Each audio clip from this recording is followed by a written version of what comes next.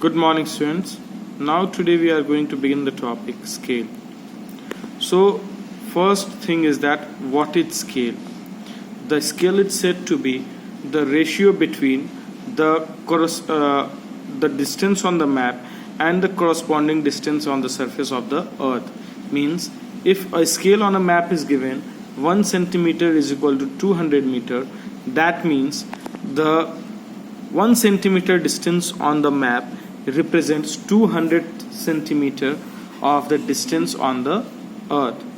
So a small distance on the map represents a large distance on the ground based on certain scale value.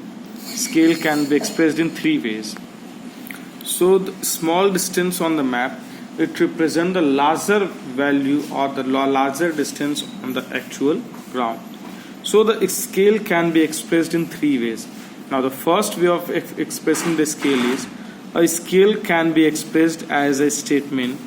So we can express the scale like an statement, like for example we have 1 centimeter is equal to 200 meter.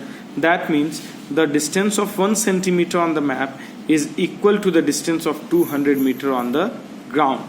So based on the scale, the map are divided into two types, that is large scale map and the small scale map. Now let us study the map given in the geography in detail. So here below we can see that there is a larger the scale on the map and the more detail is shown in for the smaller area. For example, 1 centimeter on the map may be equal to 50 kilometer on the ground, that is 1 centimeter is equal to 50 kilometer.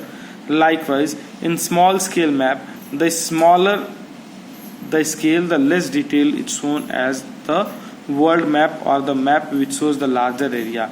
An example could be said that 1 centimeter on the ground is equal to the 140 kilometer on the 1 centimeter on the ground map represent 140 kilometer on the ground, that is 1 centimeter is equal to 140 kilometer. So here we can see two types of map. One is the large scale map and one is the small scale map. In the large scale map we can see each and every details properly without any difficulty. Like we can see the name of the even small cities and small villages in the large scale map, whereas in the small scale map the scale is given at a higher value, that is 1 centimeter represents the higher length. So the map becomes a bit clumsy and we are not able to see each and every details of the map. Now a scale on a map can also be expressed as representative fraction. This is a fraction in which the number is the direction is the distance on the map and the denominator represents the corresponding actual distance on the ground. So the other method to represent the scale on the map is in the representative fraction, in which the numerator, that is the numerator denotes the distance on the map, whereas the denominator represents the actual distance on the ground. So for example, 1 is to 10,000 can be shown as 1 by 10,000. That means 1 centimeter on the map represents 10,000 centimeter on the ground. So the third method of representing the linear scale is linear scale. It is also represented as a linear scale, a divided line, where a line is divided into equal parts and each part represents the actual distance on the ground as shown in figure 15.1.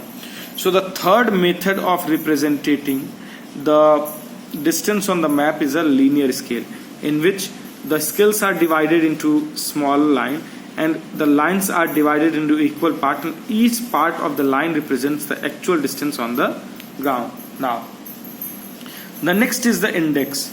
The index or legend of a map gives the key to the symbol used on the map. These symbols help to avoid labeling the map with full names and too many details. So the index can be said as the key key symbol of the map, in which instead of writing the huge names or the detail, we can just represent the name or the details with the help of the symbols. Now, conventional signs and symbols. The map use a set of standard signs and symbols that are internationally accepted to depict certain features and characteristics. So on the map, mainly the standard signs and symbols are represented, which are internationally accepted throughout the world to depict certain types of features and characteristics. So these are known as the conventional symbol. So the symbols that are used to represent on the map, depict certain features on the map, are known as a conventional symbol. Now, these symbols also ensure that map is not congested and confusing. So using the symbol help us in ensuring that map is not congested and neither confusing. And the other one is, with the help of these symbol, it becomes very easy to read and understand the map. So instead of writing the name, if the symbols are used, it becomes easy for us to read and understand the map.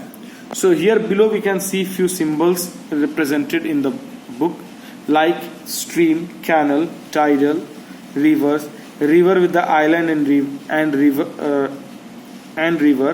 well lined, well unlined. So these are the important conventional signs and the symbols which are used to represent the places or the things on the map. Now, directions. You will notice that there are 4 directions on the compass, that is north, south, east and west. So these are known as the cardinal directions or cardinal points. So whenever we look at a compass, we find that 4 directions are represented on the map, on the compass, that is north, south, east and west. So these are known as the cardinal direction or the cardinal points.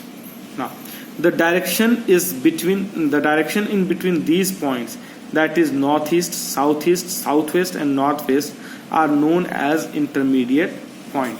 So one is we have the cardinal directions or the cardinal points that are north, south, east and west, and the other one is the distance between the north, south, east and west. Those are known as intermediate points, like northeast, southeast, southwest and northwest. Now, most maps have north line. This is an arrow or a line with N written on the top of the map. So most of the map that we use, in that we see a arrow pointed upward with the letter N representing the north direction. Now, the direction of a place is always taken with the help of the north line. So to mark the direction of a place on a map, we always use the help of the north line. We draw the north line to represent the direction.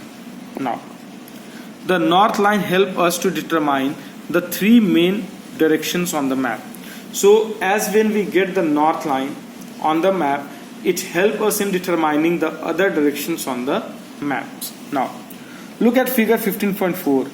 You can find out towards which direction town B lies from town A. If you join town B with A with B in a straight line, you will see that town B lies in the northeast of the town A. So here a small map is represented in which town A and B is given, and if you look at the direction and we draw a small line, we find that town B is located towards the northeast of the town A. Now, tomorrow we will begin the topic sketches and planes. Thank you.